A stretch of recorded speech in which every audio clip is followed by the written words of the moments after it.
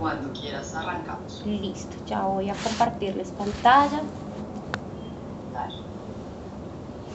No sé si ya la están viendo. Sí, señora. Bueno, entonces pues primero me quiero presentar. Mi nombre es Diana Marcela Castillo. Yo soy licenciada en Pedagogía Infantil. Actualmente acompaño el proceso de un jardín infantil de la Secretaría Distrital de Integración Social. Soy hija de madre comunitaria, muy importante para mí dentro de la investigación.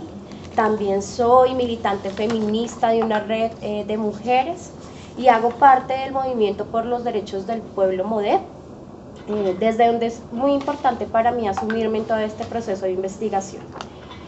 Educación inclusiva en primera infancia, reconocimiento de la diferencia, prácticas comunagógicas, una apuesta para la inclusión, es el nombre que le he dado a toda la investigación. Me acompañó en el proceso la doctora Sonia Marcela Rojas Campos, a quien agradezco demasiado todo el acompañamiento que me ha realizado y que ha hecho conmigo. Y bueno, vamos a iniciar con la presentación. Como mi principal objeto de estudio, tengo problematizar y analizar los alcances del modelo de inclusión y las tensiones en la implementación de las estrategias de atención a la primera infancia, reflexionando desde mi práctica docente. En ese sentido, yo me trazo tres objetivos específicos. Uno es hacer todo el tipo de reflexión a partir de mi práctica pedagógica, una reflexión que se ve atravesada en el modelo de inclusión. El segundo es identificar las representaciones que yo he construido a lo largo de la labor de los niños y niñas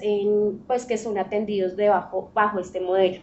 Y el 3 es repensar las representaciones que realizo, las prácticas docentes de inclusión que tengo, y todo esto se ve atravesado por una apuesta educativa alternativa que es la comunagogía. Bueno, mis bases conceptuales, yo todo lo atravieso desde la inclusión. Para mí es importante nombrar que la inclusión es el modelo que a mí me atraviesa como docente en primera infancia. Escojo y elijo la inclusión luego de varios debates que he tenido personales, pero también profesionales y políticos, y es como nosotras y nosotros dentro de la educación comprendemos prácticas de diferencia, prácticas inclusivas en la educación. En ese sentido, pues yo hago una revisión del lineamiento curricular y distrital para la educación en primera infancia y encuentro que se tiene la inclusión bajo circunstancias de razones de género, grupo étnico y discapacidad. Por eso, esos son los ejes de inclusión que van a atravesar todo mi trabajo, es decir, yo me baso en esos ejes de inclusión para analizar las prácticas y las representaciones que tengo con los niños y niñas del jardín infantil. Ahí dentro de esta investigación aparece para mí, luego de cantar la información, una categoría muy importante que es la diferencia y que es donde yo voy a empezar a relacionar todos los ejercicios que hago como docente en relación con los niños y niñas en el modelo de inclusión. Y pues es Carlos Scliar quien a través de su planteamiento pues teórico y su análisis de la diferencia educativa es quien me apoya en todo este ejercicio, es el que me va a apoyar en cuanto a la diferencia, en cuanto a categorías como diferenciación, como normalización, como discapacidad. A partir de esto, pues yo tengo varias subcategorías en esa decantación de la información. Una de ellas es la relación de poder, la siguiente es las representaciones que construyo, también las prácticas de exclusión que tengo y el adultocentrismo. En cuanto a las relaciones de poder, yo me centro en la relación que existe entre los docentes, las niñas y los niños, en representaciones, en la construcción de esa otredad, del otro, del que desconozco, del que no alcanzo a comprender por completo. En exclusión me centro en las prácticas que realizo en el jardín infantil de desigualdad, pero también sexistas, también en algunas ocasiones se ven atravesadas por la racialización. Y el adultocentrismo, creo que algo que es muy importante que he venido reconociendo es la hegemonía del adulto, es la hegemonía que he tenido como docente en relación con los niños y niñas, pero además de ser adulto, porque soy docente. Entonces ha sido un ejercicio ahí también, pues de poderme reconocer. La comunagogía la tomo entonces, no podría no ser otra opción, digamos que la escojo a ella porque se ve atravesada por un proceso político, por un proceso revolucionario en la educación, un proceso y una apuesta pues al que yo, en la que creo y en la que he decidido apostar. La comunagogía es construida y ha sido aportada por uno de mis compañeros, Juan Carlos Jaime, un profe pues, que ha venido acompañando también el proceso de investigación y a quien agradezco pues me acompañe hoy también acá.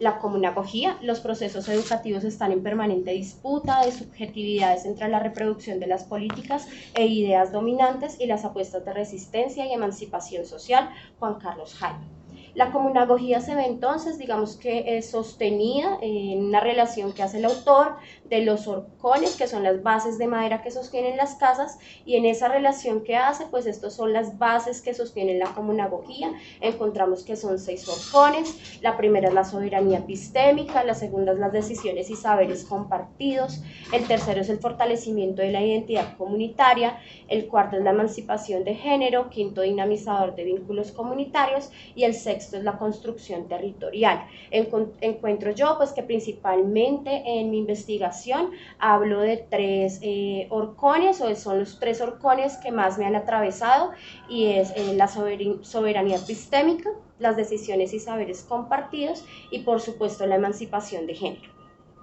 En ese ejercicio de atravesar lo comunagógico, en mi ejercicio y en mi labor docente, se realizan varias prácticas que son apuestas también bases de la comunagogía, que son los convites, las compartencias y los círculos. Digamos que yo he tenido ahí algunas transformaciones porque, por ejemplo, los círculos tienen un ejercicio de un lenguaje verbal que tiene que ser muy fluido entre los estudiantes y los docentes, entre las personas que van a intervenir en el círculo. Los niños y las niñas con quienes yo comparto son niños y niñas en primera infancia. La investigación se llevó a cabo con niños y niñas de 2 a 3 años. Ellos aún no tienen un lenguaje verbal claro, por lo que hemos estado en la exploración de otros tipos de comunicaciones, de lenguajes, precisamente no verbales. Las compartencias, el ejercicio pues, relacional que realizo no solamente con los niños y niñas, sino con mis compañeras en ese ejercicio de construirnos en el saber, pero también construirnos en lo relacional. Y los convites, que han sido unas apuestas, digamos que más grandes dentro de la educación infantil y en mi labor, y pues que hemos desarrollado con los niños y niñas a partir de algunos ejercicios, por ejemplo, de huertas y también de bichos, de animales, insectos que hemos tenido ahí como a la luz de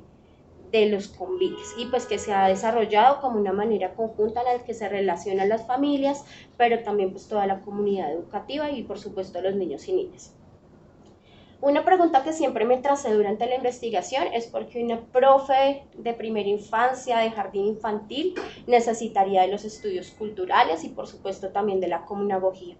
Lo primero que yo encuentro es que es para mí importante situarme y reconocerme en las relaciones de poder que he tenido. Lo segundo es el contextualismo radical, donde yo me ubico como docente de primera infancia, donde me ubico como mujer, donde me ubico como madre, donde me ubico como profe también, y donde puedo recoger todos los lineamientos y las estrategias de atención en primera infancia, específicamente en el modelo de inclusión.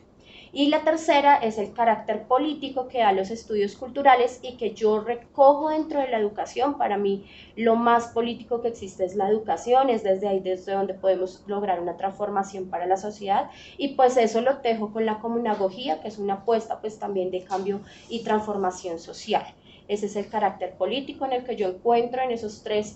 escenarios la posibilidad de construirme como docente, la posibilidad de construirme y seguirme construyendo como mujer, pero también en relación con los niños y las niñas. El contexto, profe Nancy, para dar un poquito de claridad a tu comentario, te agradezco mucho por eso. He pensado y repensado eso del contexto, de quiénes somos las docentes de primera infancia. traté de hacer un análisis muy superficial porque pues por cuestiones de tiempo y también por lo que implica entendernos quiénes somos las maestras de primera infancia. Pues les cuento que en el jardín infantil, que queda ubicado en la localidad de Rafael Uribe Uribe, pertenecemos 9 profesionales en atención a la primera infancia. Ese es el nombre que nos dan a las docentes que acompañamos al ejercicio. De esas 9 profesionales también nos acompañan 2 auxiliares pedagógicas, y nuestras profesiones están en que 6 somos licenciadas en pedagogía infantil y que 5 son licenciadas en preescolar. Tu comentario me hace mucho pensar pues en que realmente es un ejercicio feminizado, porque ha sido un ejercicio que también está muy enlazado con el tema de cuidado. Quisiera más adelante poder abordar este tema porque también claramente está atravesado por todo el tema de género y después de las labores que han sido feminizadas. En cuanto a la metodología y la autoetnografía, lo conversamos mucho con la profesora. Yo quise mantenerme en que fuera un ejercicio autoetnográfico, porque para mí es una práctica investigativa que me permite transitar desde lo personal, pero también entre lo teórico y lo político. Y pues ahí yo deseo que haya sido un ejercicio que no pase por una autobiografía, sino que sea un proceso de mi labor, pero también que devele esas prácticas sociales y educativas que yo tengo en primera infancia. Ahí pues yo recojo a 3 autores por su rigor, que pues digamos que le aportan a mi trabajo autoetnográfico la rigurosidad teórica, las líneas de autoetnografía importantes para tener en cuenta. Perdón si se me pasa esto. Y pues que me resalta también la importancia de tener una doble dimensión de análisis desde una postura personal, de cómo yo me he construido como profe, también trayendo a las memorias el que soy hija de madre comunitaria, el que me construí, crecí dentro de un hogar infantil, pero también pues que requiere un tema de investigación y un análisis teórico de los lineamientos y de las políticas públicas en primera infancia. En ese sentido, yo hago parte de esa investigación, yo me investigo, me autoanalizo y también realizo una crítica a lo que soy también como docente, pero también me permito la posibilidad de seguirme construyendo como docente en primera infancia. En ese sentido, pues también en mi investigación yo tomo una postura política, educativa y como profesional. Realizamos varias cosas en el ejercicio autoetnográfico. La primera es un ejercicio de autoobservación, donde yo traigo a mi memoria toda la labor que ha sido para mí, el por qué decido tener la inclusión como un eje central dentro de mi investigación. Traigo las conversaciones informales con mis compañeras, con compañeros, incluso con mis hijos, con los niños y con las niñas, qué es eso de diferencia, qué es eso de ser niña, qué es eso de ser negro. Traigo también las lecturas de los lineamientos de protocolos estándares de la Secretaría Distrital de Integración Social y traigo la lectura de documentos que hemos realizado una selección por contexto, por tema y por metodología. En ese sentido, en contexto, pues yo recojo los lineamientos, la política distrital, en tema recojo algunos avances investigativos que se han hecho bajo la inclusión educativa, pero pues encuentro un hallazgo ahí y es que en primera infancia ha sido un tema que no ha sido tan explorado. Y segundo, pues que bajo los estudios culturales, bajo esa mirada, pues tampoco se ha abordado la inclusión en primera infancia. Y en cuanto a metodología, pues son las bases que me permiten a mí transitar dentro de este método investigativo. Realizo también diarios de campo, son realizados durante un mes, 3 veces por semana, que permiten también decantar la información y asentarla para luego el proceso de síntesis. En esa sistematización y análisis, pues realizamos varias matrices, muchas matrices, acá no alcanzan a estar todas. Esta es con la que arrancamos y es un cruce de información de los resultados de los diarios de campo. Y acá lo que encontramos son los escenarios en los que yo observo y me autoobservo, que son el ritual de alimentación, la planeación pedagógica y la práctica pedagógica, y no, digamos que son los 3 escenarios que yo elijo, que elegimos con la profesora, porque son realmente donde yo siento que más marcadas están las prácticas de diferencia. Y pues son los ejercicios que requieren también de un mayor relacionamiento con los niños y las niñas, es decir, desde la relación yo reconozco cuáles son las prácticas de diferencia. En ese sentido, pues nos aparecen también muchas categorías de análisis, son la diferencia, las representaciones, la exclusión y las relaciones de poder. Cabe pues anotar que en esos escenarios pues teníamos otros escenarios más amplios, la sociedad, la institución, la familia, pero pues para poder decantar, finalmente los escenarios que elegimos somos el ritual de alimentación, planeación pedagógica y la práctica pedagógica. Luego de esto, entonces empezamos con una definición de cuáles van a ser los ejes de inclusión, cuáles van a ser las categorías y cuáles van a ser las subcategorías. Hacemos luego de otras matrices que vienen después de la primera, este cuadrito, donde nosotros ubicamos esas subcategorías, las categorías principales, y definimos como categoría principal que vamos a trabajar la diferencia. En subcategorías tenemos las relaciones de poder, las representaciones, la exclusión y el adultocentrismo. Y como ejes de inclusión y articuladores de todo mi proceso investigativo está el ejercicio de etnicidad, las capacidades diferentes y de género. Esto es decidido, estos últimos ejes, como anteriormente lo mencionaba, porque son quienes aparecen también en el lineamiento pedagógico y curricular para la educación en primera infancia. Luego viene todo un proceso de articulación entre esos escenarios, los ejes de inclusión y los horcores de la comunagogía. Para mí ha sido muy interesante este proceso. Acá podemos ver pues cómo ha sido ese tejido entre la comunagogía, entre los escenarios donde yo me muevo como docente de primera infancia. Como ejemplo tenemos, por ejemplo, que en cuanto a capacidades diferentes, nosotros tomamos el ritual de alimentación como un escenario importante para poder hacer esa observación de las capacidades diferentes, y que el horcón que nos atraviesa son las decisiones y saberes compartidos. Luego pues hicimos nuevamente el ejercicio con género, donde por supuesto está el horcón de emancipación de género en nuestra práctica pedagógica, también la decisión y saberes compartidos en planeación pedagógica, la soberanía epistémica en la práctica pedagógica. Y en todo el proceso de etnicidad me baso principalmente en revisar, hacer una revisión de la planeación pedagógica y también mirar nuestra práctica pedagógica. Ahí yo pongo en investigación los malestares y las discusiones que tengo con fechas específicas como la conmemoración del Día de la Mujer, como el Día de la Raza, donde nosotros pues continuamos también desde la educación de primera infancia, desde una educación hegemónica y tradicional, reproduciendo unos estereotipos de género, también unos procesos de folclorización. Y pues donde caemos también en identificar al otro, al diferente y al que está discapacitado como incapaz.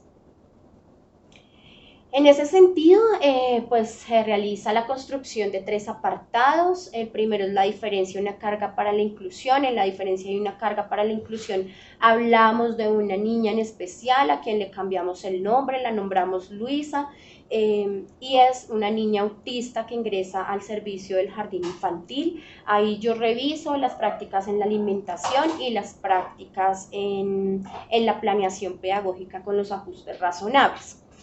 Luego, en el segundo apartado, ni príncipes ni princesitas, hacia una infancia sin adjetivos, reviso todo el proceso de género, especialmente el horcón en el que me apoyo es la emancipación de género, y pues lo reviso a través de la planeación y la práctica pedagógica. Y entre el saber y el salvajismo, el negrito, el otro, el indio, hago un análisis de todo el proceso de etnicidad en los jardines infantiles, me recojo resaltando algunos procesos de como en las casas de pensamiento intercultural, pero también hago un análisis en que no se ha podido realizar una articulación entre todos los jardines que nos permitan reconocer el proceso de etnicidad y la etnicidad dentro de la primera infancia de unas maneras diferentes, aparte de la folclorización que hemos realizado. El primer apartado. Listo. Acá podemos ver la diferencia y una carga para la inclusión, los ejes de inclusión, las categorías de análisis, igual con el de príncipes ni princesitas, donde recojo pues también todo lo que ya les he contado, el horcón que decidimos usar, que digamos que nos sirve para la implementación de este apartado, y entre el saber y el salvajismo, el negrito, el otro, el indio, de la misma manera encontramos el eje de inclusión, las categorías de análisis. Para finalizar, mi apuesta como docente, como mujer, como madre, como militante y feminista, pero mi apuesta también en un compromiso colectivo es seguir apostando por las subjetividades nosótricas, lograr una transformación de las relaciones hegemónicas capitalistas y patriarcales en la educación y ver en lo educativo algo más de lo cognitivo, sino como la posibilidad de la transformación social. Seguiremos pues apostando a los convites y a las compartencias, que son ejercicios de la comunagogía. Y pues agradecerles a quienes están hoy conmigo, a quienes han acompañado este ejercicio de investigación que me ha atravesado no solamente como profesional, sino como mamá también. Y a mis hijos, pues los invito a que no callen nunca, a que hagan ruido con su presencia, a que hagan ruido con su felicidad y con su tristeza, con lo que creen y ante lo que se quieren revelar, que construyan relaciones dulces, apasionadas, amorosas. Solo en el ejercicio relacional entenderemos la diferencia como la magia de la individualidad en la colectividad. Los dos quieren ser artistas y profes, ya lo son, síganse construyendo y si algún día compartimos esta profesión, vean en la educación la posibilidad de transformar relaciones que nos ponen en lugar de no pertenecer y que abanderadas de la diferencia continúan reproduciendo relaciones de poder. La educación es lo más político que existe y en la educación está la revolución. Muchas gracias a quienes me acompañaron. Perfecto, Diana, muchas gracias. Voy entonces a darle la palabra a Constanza. Gracias, Pepe. Buen día para todos y para todas. Para quienes no me conocen, mi nombre es Constanza Mendoza, yo soy profesora de la Universidad Pedagógica Nacional y bueno, también formada en el campo de los estudios culturales y siempre muy interesada en relación con los desarrollos de este campo, particularmente como esta conexión que creo que es lo que logra hacer Diana en su trabajo entre estudios culturales y educación, que yo creo que ese es un campo que es muy interesante, pero pues necesita, digamos, de elaboración y este es quizás un trabajo que muestra como esas posibilidades de relación, creo yo. Bueno, pues como yo lo anotaba en el comentario que, bueno, el concepto más bien que les remití, a mí me parece pues que estamos frente a un trabajo que es muy interesante porque, como también lo anotaba Diana, como las reflexiones desde la primera infancia, diríamos incluso más allá de los estudios culturales, y es como que lo que ocurre en esos procesos de formación son muy interesantes, creo yo, socialmente muy importantes, y no necesariamente se han, pues, desde mi punto de vista, como problematizado, diríamos más allá como en los procesos de formación, y creo que la apuesta que hace Diana en ese sentido es interesante, y es tratar de poner a dialogar esa experiencia,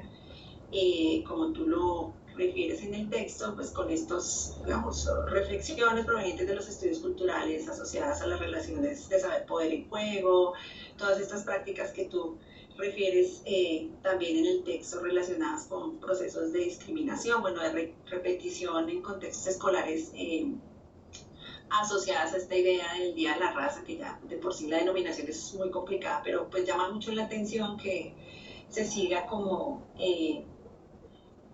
como repitiendo una y otra vez, bueno, en conjunto con otras que tú describes también en tu texto, digamos, de marcaciones de género de las mujeres con las princesas, etcétera, etcétera, y los hombres con los héroes. A mí particularmente me parece muy interesante tu texto y lo mencionaba en el concepto porque creo que se logra como una articulación muy interesante entre como tu experiencia y la articulación con elaboraciones teóricas del campo de los estudios culturales, digámoslo de esa manera, y en ese sentido me pareció sugerente. También mencionaba en el concepto que consideraba que se meritaba como una reorganización del texto, o sea, un poco porque ya quizás aquí en la presentación lo muestras con más detalle, cómo es que se van articulando varias categorías que tienes en juego, digamos, tú dices la central en la inclusión,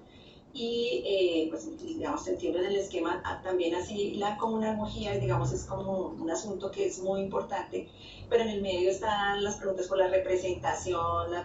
bueno, las reflexiones a propósito del género, la diferencia, entonces un poco lo que anotaba yo en el concepto es que si bien la escritura es muy sugerente, muy interesante, porque digamos, te involucra ¿no? en la atmósfera de las prácticas de la maestra de primera infancia, como que es te van haciendo como cruces entre categorías que no siempre permiten como comprender cuál es la estructura argumentativa del escrito. Entendería un poco por lo que presentabas acá de las matrices y como de la articulación entre esas categorías, pues que de alguna manera se hace como una reorganización del texto, o si no se reorganiza, por lo menos se aclaran como las conexiones, porque creo que eso era un asunto que encontraba yo en el escrito, que como que no veía cómo era que se iban relacionando los temas, o cuál era como el hilo conductor que permitía como en la lectura entender pues todos los elementos que te interesaban, ir cruzando a propósito de los ejemplos que citabas hace un momento de la niña, digamos, que tiene autismo, digamos, todo este tema asociado al género y la referencia a propósito de bueno, eso no es una conmemoración, una celebración del Día de la Raza. Entonces, bueno, un primer comentario, una primera pregunta es, quisiera saber si se hizo una reorganización del texto, se hizo una precisión, porque creo que mis comentarios iban muy en función como de la escritura, ¿no? Como de, si lo que se solicita es un artículo, pues que tuviese como un formato artículo, entonces esa sería como la primera inquietud, que no me queda tan clara en la presentación, es cómo se reorganizó un poco de eso para cumplir ese objetivo de que sea un artículo, pues, posiblemente ser publicado, que yo creo que valdría la pena considerarlo en este caso. Lo segundo es que efectivamente, lo anotaba también, me parece que, y aquí lo aclaras un poco más, pues ahí metodológicamente más precisión, o sea que eso sí creo que es como muy clave, porque como que uno infiere cómo fue que hiciste ese trabajo, digamos, pero no, ya aquí con la presentación, no, pues detrás hay un montón de matrices, hay trabajo de campo, hay revisión documental, entonces uno dice, hay un trabajo muy importante en términos de, digamos, de la producción de este escrito, que yo creo que sin que sea extenso, sí es muy importante visibilizarlo en este tipo de trabajos, y pues sobre todo en los trabajos de los estudios culturales, porque esos cómo son fundamentales, ¿no? Y hay una pregunta que aún me queda, digamos, o sobre la que me quedo pensando, es como esta relación entre autoetnografía y estudios culturales, porque una apuesta, digamos, que uno lo va encontrando no solamente en los estudios culturales, sino como en trabajos más relacionados con teorías sociales contemporáneas, por decirlo de manera muy general, y es una apuesta autoetnográfica, o sea, partir como del punto de vista particular y tratar de hacer desde esa experiencia un lugar de análisis, pero ¿por qué sería importante esa relación en los estudios culturales, digamos? ¿Qué nos está diciendo o también que también está agotando? Es como un poco lo que, es más como una conversación que me interesaría tener contigo, ¿no? Porque si encuentra uno muchos trabajos, cada vez más trabajos que parten como del lugar enunciativo propio, interesante, pero a veces uno se hace la pregunta, ¿por qué se considera que ese lugar es importante, digamos, o susceptible de ser visibilizado socialmente, o eso implica además como minimizar a aquellos que no obtienen ese lugar de partida, o sea, si uno no hace como, si no coloca esa experiencia propia, digamos, como lugar de análisis, el trabajo no es tan válido, bueno, no sé, pues más como por establecer una conversación a propósito de tu trabajo y del, claramente, el posicionamiento que a lo largo de la presentación pues vas evidenciando en relación con tu lugar como maestra, tu lugar político, etcétera, etcétera, que pues creo que es interesante. Y finalmente, tú haces una apuesta por la comunagogía, que no sé si Juan Carlos Jaime está en esta presentación, bueno,